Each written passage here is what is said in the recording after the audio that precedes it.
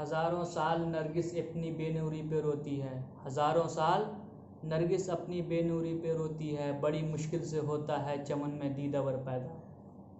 हज़रात गिरामी, आज हम जिस अज़ीम बारगाह की तरफ चल रहे हैं वो तारुफ़ का मोहताज नहीं है, जिसकी हम्द, जिसकी दुआ, जिसके नज़्म पढ़ के हम बड़े हुए हैं।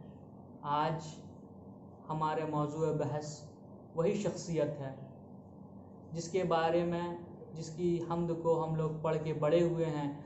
लब पे आती है दुआ बन के तमन्ना मेरी, ज़िंदगी शम्मा की सूरत हो खुदाया मेरी। मेरे अल्लाह बुराई से बचाना मुझको, नेक जो राह हो उसी राह पे चलाना मुझको। हो मेरा काम गरीबों की हिमायत करना, दर्दमंदों के ज़ईफ़ों से मोहब्बत करना। जिसने ये हमेशा तालीम दिया कि मज़हब नहीं सिखाता, आपस में बैर रखना, हिंदी है हम वतन हैं, हिंदुस्तां हमारा। चलिए आज के वीडियो में मुख्तसर उनके बारे में तारुफ़, उनकी हालात ज़िंदगी को हम जानने की कोशिश करते हैं। चलिए।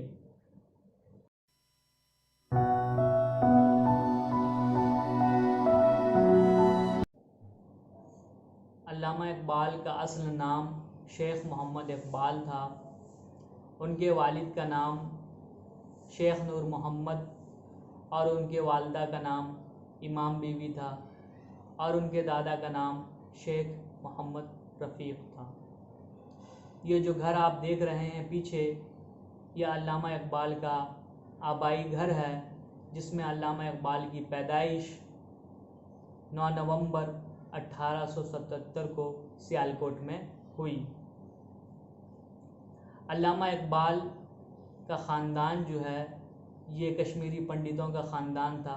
15वीं सदी में इनके जद्द आला ने इस्लाम कबूल किया और इस्लाम के नूर से इनके क़ुलूब मुनव्वर व मुजल्ला हो गए। अल्लामा इकबाल के वालिदैन बहुत ही नेक और साले थे। अल्लामा इकबाल भी इब्तिदा से ही बहुत ज़हीन थे।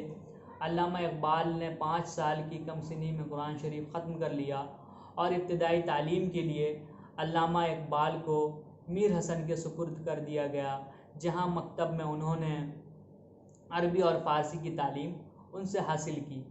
अल्लामा इकबाल स्कॉच मिशन स्कूल में उनका दाखिला हुआ और उन्होंने 1883 में वहाँ उनका दाखिला हुआ और उस स्कूल से उन्होंने 1893 में मैट्रिक फर्स्ट डिवीज़न से पास किया और उसके बाद उसी स्कूल से उन्होंने इंटरमीडिएट किया और 1895 में वो सेकंड डिवीज़न से इंटरमीडिएट में कामयाब हुए। उसके बाद आला तालीम के लिए उन्होंने गवर्नमेंट कॉलेज लाहौर में दाखिला लिया और 1897 में वहाँ से सेकंड डिवीज़न से फारिग़ुत तहसील हुए। उसके बाद वहीं गवर्नमेंट कॉलेज लाहौर में वो अरबी के रीडर और असिस्टेंट प्रोफेसर के तौर पर मुकर्रर हुए 1904 में और वहीं अपनी तालीमी खिदमात देते रहे। और लेकिन उनके अंदर एक इल्म का शौक़ था, एक ज़ौक़ था और तालीम हासिल करने की जुस्तजू थी, जो हुजूर के हदीस के मुताबिक कि इल्म दीन हासिल करो, इल्म हासिल करो, अगरचे तुम्हें चीन जाना पड़े।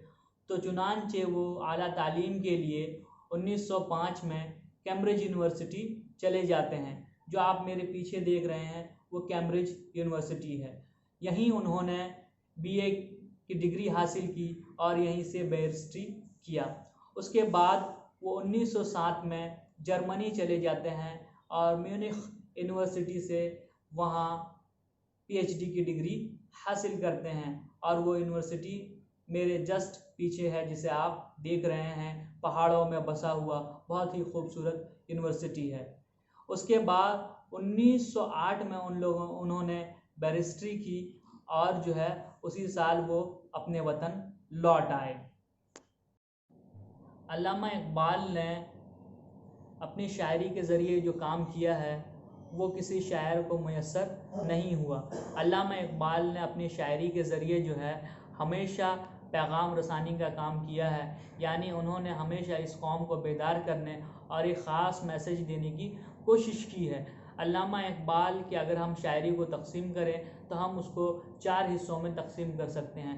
पहला हिस्सा 1901 से लेकर 1905 तक, दूसरा हिस्सा 1905 से लेकर 1908 तक, तीसरा हिस्सा 1908 से लेकर 1922 तक और चौथा हिस्सा 1922 से 1938 तक। अब आइए इन शायरी के दौर में जो अदवार में क्या खासियत थी। पहले दौर यानी जो 1901 से लेकर 1905 का दौर है, ये वो दौर था जब अल्लामा इकबाल ने मनाज़िर फ़ितरत की तारीफ़ की है, हुब्बुल वतनी की तारीफ़ की है और बच्चों के लिए छोटी छोटी नज़में लिखी हैं।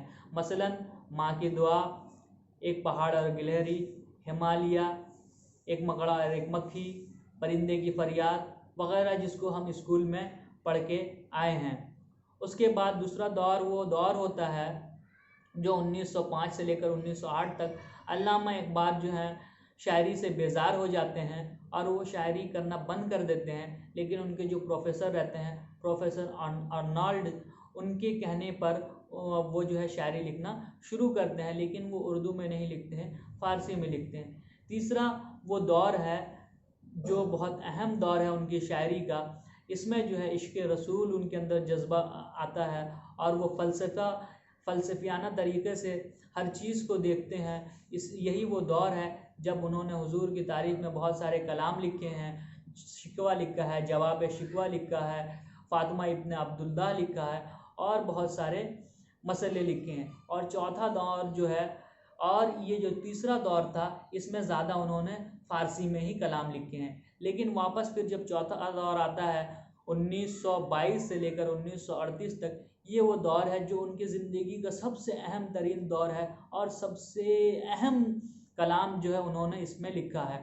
ये वो दौर है जिसमें उन्होंने खुदी और फ़लसफ़े खुदी को लिखा है और इस कौम को बेदार करने की कोशिश की है और मर्द मोमिन की क्या अहमियत है और उस अहमियत को मर्द मोमिन किस तरह हासिल करे, इसको उन्होंने बयान किया है। अल्लामा इकबाल की शख्सियत ऐसी है कि इस मुख्तसर से वीडियो में समा नहीं सकती।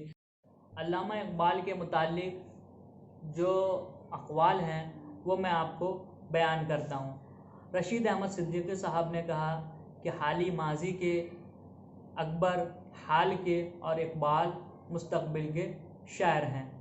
उसी तरह मलिक राम साहब ने कहा कि मैं इकबाल को गालिब का मानवी फ़र्जंद देखता हूँ, यानी वो मानवी फ़र्जंद हैं। जिस तरह बुलंद ख़याल गालिब के पास था, उसके बाद अगर वो बुलंद ख़याली और तख़य्युल नज़र आता है तो वो सिर्फ़ और सिर्फ इकबाल के पास नज़र आता है। ख्वाजा हसन निज़ामी ने कहा कि ये इकबाल मुझे टैगोर और शेक्सपियर से कई फीट ऊंचा नज़र आता है। तो इन अक़वाल से आप ये अंदाज़ा लगा सकते हैं कि अल्लामा इकबाल की क्या शख्सियत थी। इसीलिए हुकूमत हिंद ने, यानी उस वक्त अंग्रेज़ी हुकूमत ने, अल्लामा इकबाल को 1923 में सर के ख़िताब से नवाजा था। 21 अप्रैल 1938 को आशिक़े रसूल अपने मालिके हकीकी से जा मिला और अल्लामा इकबाल का मज़ार, जिसको आप पीछे देख रहे हैं, ये शाही मस्जिद हुजूर बाग के करीब शाही मस्जिद के जुनूबी मशरिक़ हिस्से में है। अल्लामा इकबाल यहाँ मदफन हैं और दुनिया आज उन्हें ख़राज तहसीन पेश करने के लिए वहाँ पहुँचती है। एक शेर के साथ मैं भी उनके बारगाह में ख़राज तहसीन पेश करके इस वीडियो को ख़त्म करना चाहता हूँ। अब्रे रहमत तेरे मरकज़ पे गोहरबानी करे, अब्रे रहमत तेरे मरकज़ पे गोहरबारी करे, हश्र तक शान करीमी नाज बरदारी करे। शुक्रिया।